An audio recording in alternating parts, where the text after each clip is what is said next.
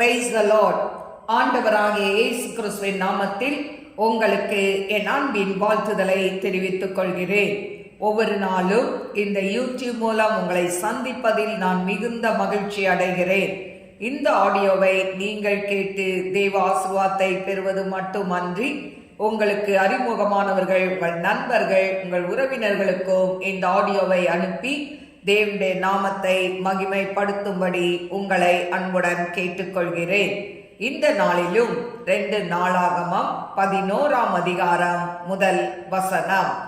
ரெகொபெயாம் எருசலேமுக்கு வந்தபோது இஸ்ரவேலோடு யுத்தம் பண்ணவும் ராஜ்யத்தை தன்னிடமாக திருப்பிக் கொள்ளவும் யூதா வம்சத்தாரும் பென்யமீன் வம்சத்தாரும் ஆகிய தெரிந்து கொள்ளப்பட்ட யுத்த வீரரான 180,000 பேரை கூட்டினான். தேவனுடைய மனுஷனாகிய செமையாவுக்கு கர்த்தருடைய வார்த்தை உண்டாகி அவர் சொன்னது, நீ யூதாவின் ராஜாவாகிய ரெகொபெயாம் என்னும் சாலமோனின் குமாரனையும் யூதாவிலும் பென்யமீனிலும் இருக்கிற எல்லா இஸ்ரவேலரையும் நோக்கி, நீங்கள் போகாமலும் உங்கள் சகோதரரோடு யுத்தம் பண்ணாமலும் அவரவர் தம் தம் வீட்டுக்கு திரும்புங்கள். என்னாலே இந்த காரியம் நடந்தது என்று கர்த்தர் உரைக்கிறார் என்று சொல் என்றார். அப்பொழுது அவர்கள் கர்த்தருடைய வார்த்தைகளுக்கு கீழ்ப்படிந்து யெரொபெயாமுக்கு விரோதமாய் யுத்தம் பண்ணுவதை விட்டு திரும்பி போய்விட்டார்கள். ரெகொபெயாம் எருசலேமில் வாசமாயிருந்து யூதாவிலே அரணான பட்டணங்களை கட்டினான். அவன் பெத்லெகேமும் ஏத்தாமும் தெக்கோவாவும் பெத்சூரும் சோகோவும் அதுல்லாமும் காத்தும் மரேஷாவும் சீப்பும் அதோராயிமும் லாகிசும் அசேக்காவும் சோராவும் ஆயிலோனும் எப்ரோனும் ஆகிய யூதாவிலும் பென்யமீனிலும் இருக்கிற அரணிப்பான பட்டணங்களை கட்டி அந்த அரணிப்புகளை பலப்படுத்தி அவைகளிலே தலைவரையும் ஆகாரமும் எண்ணெயும் திராட்சை ரசமும் உள்ள பண்டக சாலைகளையும் யூதாவும் பென்யமீனும் அவன் பட்சத்தில் இருக்க ஒவ்வொரு பட்டணத்திலும் பரிசைகளையும் ஈட்டிகளையும் வைத்து அவைகளை மிகுதியும் பலப்படுத்தினான். இஸ்ரவேல் எங்கும் இருக்கிற ஆசாரியரும் லேவியரும் தங்கள் எல்லா எல்லைகளிலும் இருந்து அவனிடத்தில் வந்தார்கள். லேவியர் கர்த்தருக்கு ஆசாரிய ஊழியம் செய்யாதபடிக்கு யெரொபெயாமும் அவன் குமாரரும் அவர்களை தள்ளி போட்டபடியினால் தங்கள் வெளி நிலங்களையும் தங்கள் காணியாட்சிகளையும் விட்டு யூதா தேசத்துக்கும் எருசலேமுக்கும் வந்தார்கள். அவன் மேடைகளுக்கென்றும் பேய்களுக்கென்றும் தான் உண்டாக்கின கன்று குட்டிகளுக்கென்றும் ஆசாரியர்களை ஏற்படுத்தினான். அந்த லேவியரின் பிறகாலே இஸ்ரவேலின் கோத்திரங்களில் எல்லாம் இஸ்ரவேலின் தேவனாகிய கர்த்தரை தேடுகிறதற்கு தங்கள் இருதயத்தை நேராக்கினவர்கள் தங்கள் பிதாக்களின் தேவனாகிய கர்த்தருக்கு பலியிடும்படிக்கு எருசலேமுக்கு வந்தார்கள். இப்படி 3 வருஷம் மட்டும் யூதாவின் ராஜ்யத்தை பலப்படுத்தி சாலமோனின் குமாரனாகிய ரெகொபெயாமை திடப்படுத்தினார்கள். தாவீதும் சாலமோனும் நடந்த வழியிலே 3 வருஷம் மட்டும் நடந்தார்கள். ரெகொபெயாம் தாவீதின் குமாரனாகிய எரிமோத்தின் குமாரத்தி மகலாத்தையும் ஈசாயின் குமாரனாகிய எலியாபின் குமாரத்தி அபியாயேலையும் விவாகம் பண்ணினான். இவள் அவனுக்கு ஏயூஸ், சமேரியா, சாகாம் என்னும் குமாரரை பெற்றாள். அவர்களுக்கு பிறகு அப்சலோமின் குமார்த்தியாகிய மாகாளை விவாகம் பண்ணினான். அவள் அவனுக்கு அபியாவையும் அத்தாயியையும் சீசாவையும் செலோமித்தையும் பெற்றாள். ரெகொபெயாம் தன்னுடைய மனைவிகள் மறுமனையாட்டிகள் எல்லாரிலும் அப்சலோமின் குமார்த்தியாகிய மாகாளை சிநேகித்தான். 18 மனைவிகளையும் 60 மறுமனையாட்டிகளையும் விவாகம் பண்ணி 28 குமாரரையும் 60 குமார்த்திகளையும் பெற்றான். ரெகொபெயாம் மாகாளின் குமாரனாகிய அபியாவை அவன் சகோதரருக்குள்ளே தலைவனும் பெரியோனுமாக ஏற்படுத்தினான். அவனை ராஜாவாக்க நினைத்தான்.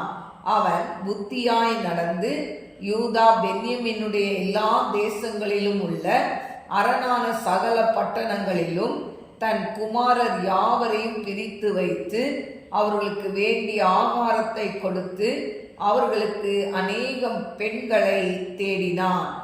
கருமையான தெய்வ பிள்ளைகளே, இந்த நாளிலும் 2 நாளாகமம் 11ஆம் அதிகாரம் 1 முதல் 23 வசனங்களை நான் வாசித்திருக்கிறேன்.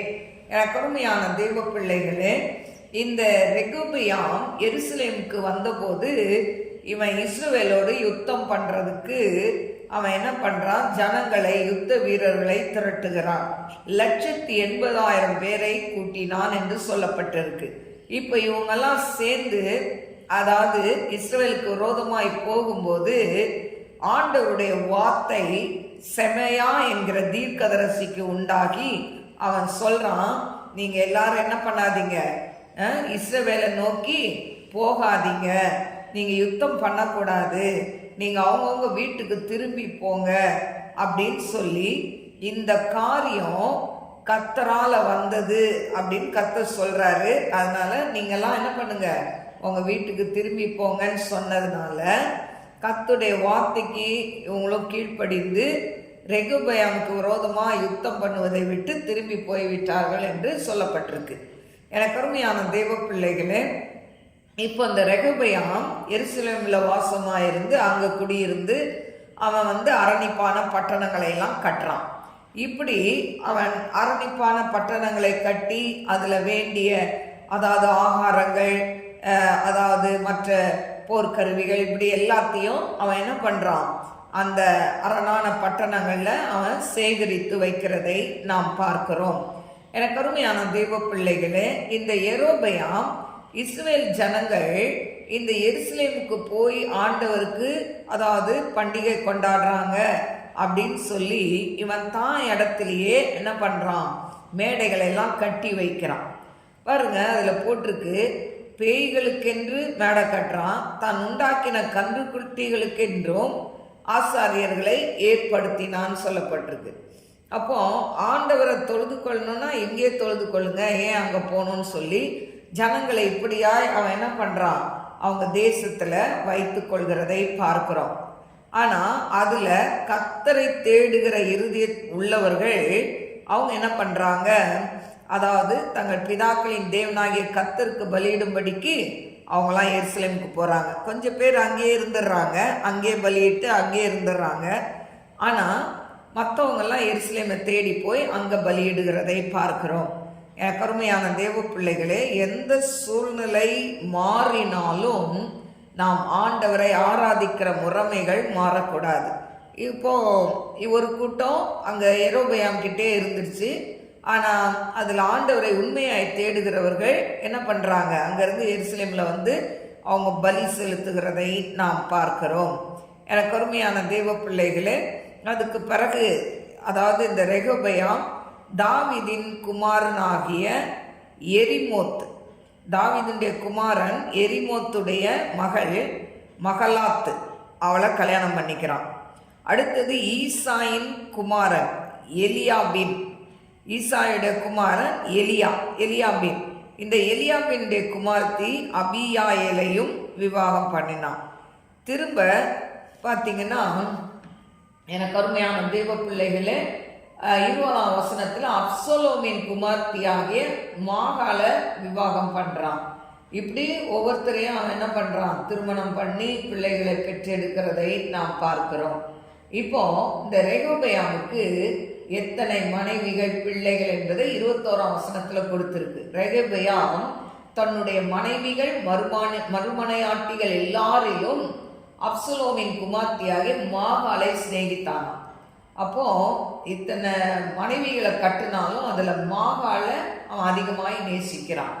இதில் 18 மனைவிகளாம். இவனுக்கு எத்தனை மனைவிகள், ரெகொபெயாமுக்கு, அதாவது சாலமோனுடைய மகன் ரெகொபெயாமுக்கு 18 மனைவிகள், 60 மறுமனையாட்டிகள். விவாகம் பண்ணி 28 குமாரரையும் 60 குமார்த்திகளையும் பெற்றான். பாருங்க, அப்போ எவ்வளோ பிள்ளைகள் அவனுக்கு பிறந்திருக்கு பாருங்க. இதில் ரெகொபெயாம், அதாவது மாகாளின் குமாரனாகிய அபியாவை தலைவனாக ஏற்படுத்தணும்னு நினைக்கிறான். அதனால அவனை ராஜாவாக்க நினச்சி அவன் என்ன பண்ணுறான், அதாவது புத்தியாக எல்லா இடத்துலையும் பிள்ளைங்களுக்கு வேண்டியதெல்லாம் பிரித்து கொடுத்து அவங்கவுங்க தேவைகளுக்கு வேண்டிய ஆகாரங்களை கொடுத்து அவங்களுக்காக அநேகம் பெண்களையும் தேடினான் என்று சொல்லப்பட்டிருக்கு. அப்போ தான் உயிரோடு இருக்கும்போதே அந்த ஆட்சியில் பிரச்சனை வரக்கூடாது, போட்டி வரக்கூடாதுன்னு சொல்லி அவன் எல்லாவற்றையும் அவன் இருக்கும் பொழுதே அவன் செய்து முடிக்கிறதை நாம் பார்க்கிறோம். இன்றைக்கும் எனக்கு அருமையான தெய்வ பிள்ளைகளே, இதை கேட்டுக்கொண்டிருக்கிற அன்பு சகோதர சகோதரிகளே, அதாவது தகப்பனுடைய சுதந்திரம் பிள்ளைகளுக்கு தான். ஆனால் அந்த பிள்ளைகளுக்கு நாம் உயிரோடு இருக்கும் பொழுது பிள்ளைகளுக்கு அந்த சொத்தை கொடுத்து அவர்கள் வாழ்ந்திருக்கிறதை நாம் என்ன பண்ணணும், பார்த்து அவர்களை ஆசீர்வதிக்க வேண்டும். இன்னைக்கு நிறைய தகப்பன் தாய்மார் இதை செய்கிறது இல்லை. அவங்களுக்கு கொடுக்க வேண்டிய சொத்துக்களை அவங்க கொடுக்கறதும் இல்லை.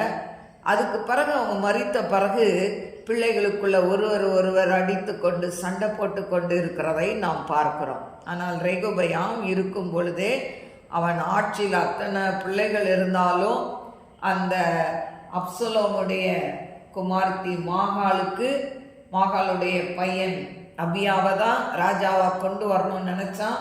அவன் இருக்கும்போதே அந்த காரியங்களை எல்லாம் அவன் ஒழுங்குபடுத்தி எல்லா பிள்ளைகளுக்கும் சேர வேண்டிய காரியங்களை, இடங்களை அவன் பிரித்து கொடுக்கறத நம்ம பார்க்குறோம். இன்னைக்கு இப்படிப்பட்ட, அதாவது ரெகொபெயாம் வாழ்க்கையில் அவன் இருக்கும்போதே பிள்ளைகளுடைய காரியத்தை சரி செய்கிறத பார்க்குறோம். இதை கேட்டுக்கொண்டு இருக்கிற நீங்களும் உங்கள் வாழ்க்கையில் உங்கள் பிள்ளைகளுக்கு கொடுக்க வேண்டிய காரியங்களை கொடுத்து அவர்களை மனதார ஆசிர்வதித்து அவர்களுக்காக நீங்கள் தொடர்ந்து ஜெபிங்க. இன்றைக்கி நிறைய பெற்றோர்களுடைய பயம் என்னென்னா, சொத்தை பிரித்து கொடுத்துட்டா பிள்ளைங்க நம்மளை பார்க்க மாட்டாங்க. நிறைய இடத்துல அது நடக்குதில்ல. அதனால தான் இன்றைக்கி நிறைய பேர் பயப்படுறாங்க. ஆனால் எனக்கு அருமையான தெய்வ பிள்ளைகளே, உங்கள் பிள்ளைகளை கர்த்தருக்குள்ளே நீங்கள் நடத்துனீங்கன்னா, ஆண்டவருக்கு பயப்படுற பயத்தில் அவங்கள வளர்த்துட்டிங்கன்னா, அவங்க சின்ன வயசில் நீங்கள் என்ன சொல்லி கொடுக்குறீங்களோ அதை முதிர் வயதில் விடாதிருப்பான் என்று சொல்லப்பட்டிருக்கு. அதனால் சின்ன வயசுலேருந்தே கர்த்தருடைய வேதத்தில் ஜெபத்தில் நீங்கள் வளர்த்துட்டிங்கன்னா அந்த பிள்ளைங்க தாய் தகப்பனை மதிக்கும். அந்த பிள்ளைகள் தாய் தகப்பனுக்கு செய்ய வேண்டிய காரியங்களை நிச்சயமாய் செய்வார்கள். அதனால் நீங்கள் பயப்பட வேண்டாம். கர்த்தர் மேலே பாரத்தை வைத்து பிள்ளைகளுடைய காரியங்களை ஒழுங்குபடுத்துங்க. கர்த்தர் உங்களை ஆசீர்வதிப்பார். கண்களை மூடி நாம் செபிப்போம். ஸ்தோத்திரிக்கிறேன் ஆண்டவரே, மகா பரிசுத்தமுள்ள நல்ல தகப்பனே, உமக்கு கோடி கோடி ஸ்தோத்திரங்களை ஏறெடுக்கிறப்பா. ஆண்டவரே, ரெகொபெயாம் ஆண்டவரே தன்னுடைய நாட்களில் அப்பா அவன் ஆண்டவரே எத்தனை மனைவி பிள்ளைகள் என்று கொடுக்கப்பட்டிருக்குப்பா. அவன் என்ன செய்தான் ஆண்டவரே கொடுக்கப்பட்டிருக்கு.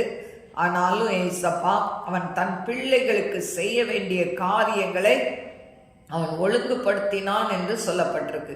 ஆண்டவரே உமக்கு நன்றி சொல்லி துதிக்கிறார். இதை கேட்டுக்கொண்டு இருக்கிற ஒவ்வொரு பிள்ளைகளுடைய வாழ்க்கையிலும் நீங்க அற்புதத்தை செய்யுங்க, நீங்க அதிசயத்தை செய்யுங்க டாடி. உங்களோட நாமத்தை மகிமைப்படுத்துங்கப்பா. அவையாண்ட கரத்துல தாழ்த்தி ஒப்பு கொடுக்கிற ஆண்டவரை ஏசப்பா, குடும்பங்கள்ல சமாதானத்தை கொடுங்கப்பா. தாய் தகப்பனுக்கு ஞானத்தை கொடுங்க, பிள்ளைகளுக்கு ஞானத்தை கொடுங்க. சொத்தெல்லாம் வாங்கிட்டு அப்பா பெற்றோர்களை அனாதை இல்லத்துக்குள்ள கொண்டு போய் சேர்த்துடக்கூடாதுப்பா. பிள்ளைகளுக்கும் ஞானத்தை கொடுங்க, பெற்றோர்களுக்கும் ஞானத்தை கொடுங்க. கர்த்தருக்கு பயந்து ஒவ்வொருத்தரும் வாழ கிருபை கொடுங்க டாடி. ஷாபா ராகாதனாய் லஞ்ச போலாகாதனாய் கியா போலா ரக்கந்தரலக்கா சதுர்பி ஹோதனாய் கரபா. நன்றி ஆண்டவரை, உடைய அன்பின் கரத்துல தாழ்த்தி ஒப்பு கொடுக்குற ஏசப்பா. நீங்க பொறுப்பெடுத்துக் கொள்ளுங்க ஆண்டவரே. இந்த நாளில் அப்பா திருமணமாகாத பிள்ளைகளுக்கு திருமண காரியங்கள் கைக்குடி வரட்டும். வேலை இல்லாத பிள்ளைகளுக்கு வேலைகள் வரட்டும் ஆண்டவரே. நந்தியோடு ஸ்துதிக்கரவர தீரவா லவாக்கரவா ரீபா கரவா தீபா லவா கர்பியாதரை கம்பியாதரை ரீஷபா ரவா கரவா. நன்றி ஆண்டவரை. உடைய அன்பின் கரத்துல தாழ்த்துக்கிறப்பா. நீங்க எல்லாவற்றையும் பொறுப்பெடுத்துக் கொள்ளுங்க, வழி நடத்துங்க. ஆவியானதாமே பெரிய காரியங்களை செய்யுங்க. உடைய அன்பின் கரத்துல தாழ்த்தி ஒப்பு கொடுக்கிறேன். ஆசீர்வதிங்க, நாமத்தை மகிமைப்படுத்துங்க. இயேசுவின் நாமத்தில் கேட்கிறேன் பிதாவே, ஆமென். God bless you. God bless you.